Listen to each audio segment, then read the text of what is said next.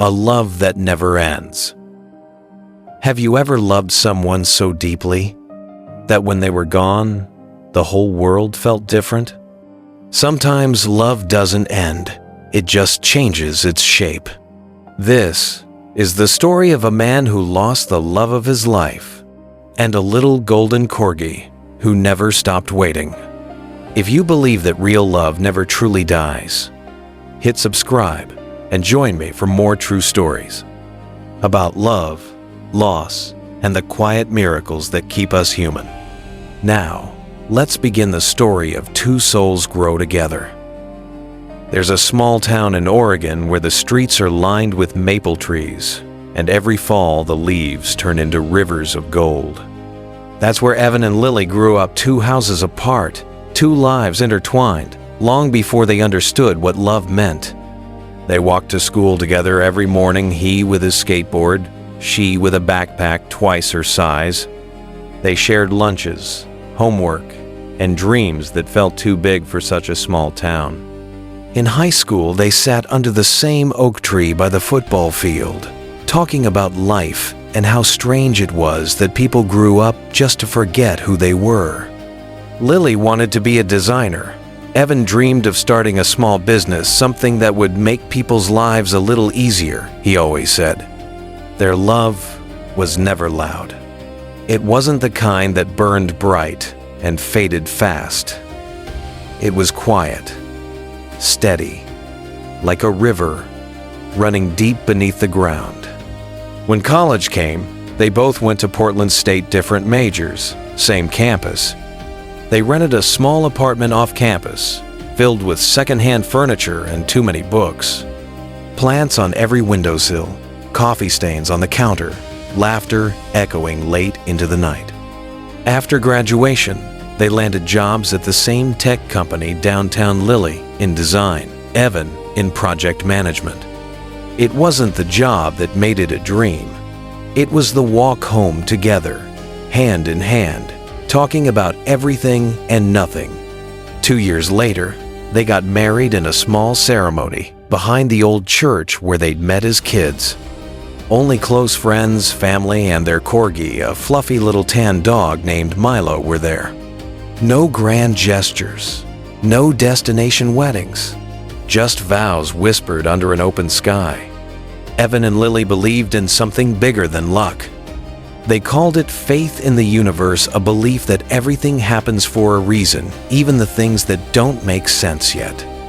They believed that life had its own rhythm, and that the right things always came in their own time. Even after 2 years of marriage without children, they didn't see it as a loss. Maybe the universe wants us to grow stronger roots first, Lily would say, smiling as she scratched Milo's ears. Evan always nodded. Yeah, maybe it's teaching us patience. Their home was filled with warmth, Sunday morning music, quiet weekday dinners, and Milo's bark every time the mailman passed. No one could have imagined how quickly that warmth would turn to silence. The diagnosis. It started with headaches. At first, Lily brushed them off. Just stress, she said softly, petting Milo as he tilted his head, sensing something wasn't right. But the pain grew sharper. The dizziness came. Then one day, Evan came home to find her lying still on the floor, Milo pawing at her arm, whining softly. He rushed her to the hospital, his heart pounding, refusing to imagine the worst. Hours later, the doctor walked out with that careful tone, the kind that tries to be gentle, but still cuts deep. It's a brain tumor, he said. And with those words, the air left the room. Treatment began. Long days, sterile halls, white lights that never dimmed. Evan stayed by her side through every test, every sleepless night. Milo waited by the door at home, counting the hours until she returned. But she never truly did. Her body weakened. Her words grew fewer. Sometimes she smiled faintly and whispered, "Promise me you'll keep believing, even if I can't stay." Evan promised. He prayed not for miracles, but for peace. And one quiet morning, she slipped into a coma. Before the next sunrise, she was gone. When the nurse entered, Evan was still holding her hand. Milo lay at his feet, unmoving, eyes fixed on the hospital bed. Outside, the rain fell softly. Not a storm, just the kind of rain that feels like the world crying with you. He leaned down and whispered, "Thank you, Lily, for loving me the way you did." And in that silence, he understood. Love never disappears. It only changes form. The days after the funeral were a blur. Friends came and went, the house filled with flowers and untouched food. When everyone left, only silence remained. Evan sat in their living room, surrounded by things that still smelled like her scarf on the chair, her coffee mug by the sink, and Milo.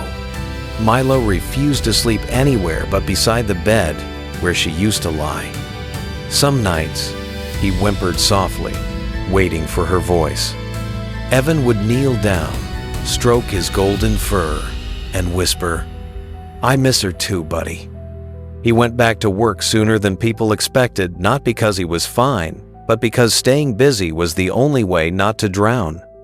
His co-workers didn't know what to say, so they said nothing.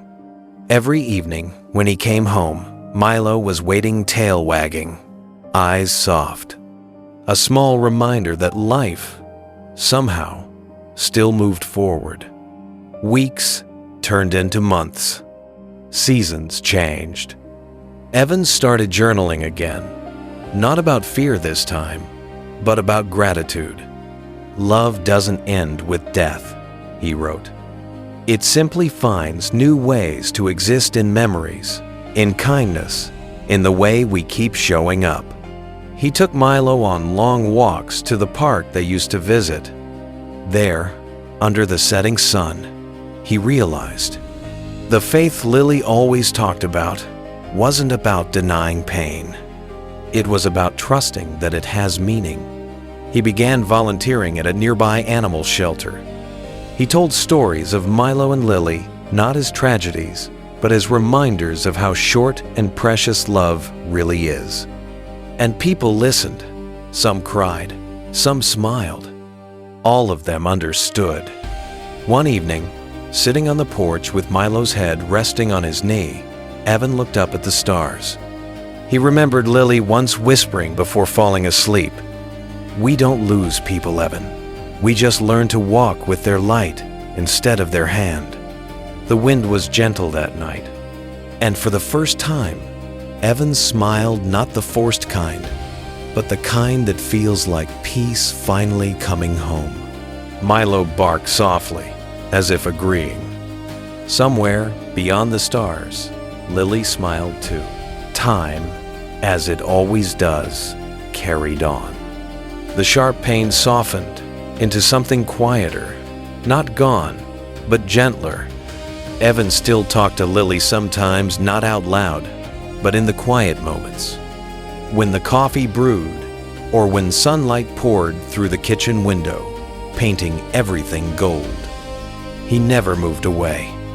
The house wasn't just bricks and wood, it was their story, written in laughter, arguments, and shared dreams. Now it was just him and Milo, the little corgi who still waited by the door at dusk. Neighbors often saw them walking the same streets Evan once walked with her. Someone once asked, "Doesn't it hurt to stay where everything reminds you of her?" Evan smiled, calm and steady. "It used to. But now, it reminds me how lucky I was to have something that hurts this much to lose." He began to notice beauty again, the morning light through the trees, the laughter of strangers, the warmth in small things. Grief hadn't left him. It had changed its shape. It became gratitude. "Every soul we meet leaves a mark," he wrote one night. "Some teach us joy. Some teach us strength. Lily taught me both, and faith that love doesn't vanish. it simply transforms. When people asked how he found peace after such loss, Evan would say, "Pain is proof that we love deeply, and love is proof that nothing truly ends." Then he'd smile down at Milo, his fur a little grayer, but his eyes still glowing with that same warmth. They'd keep walking man and dog, side by side, not chasing the past, but carrying it gently forward. And somewhere, in the rhythm of their quiet steps, was the sound of healing, soft, steady, and real.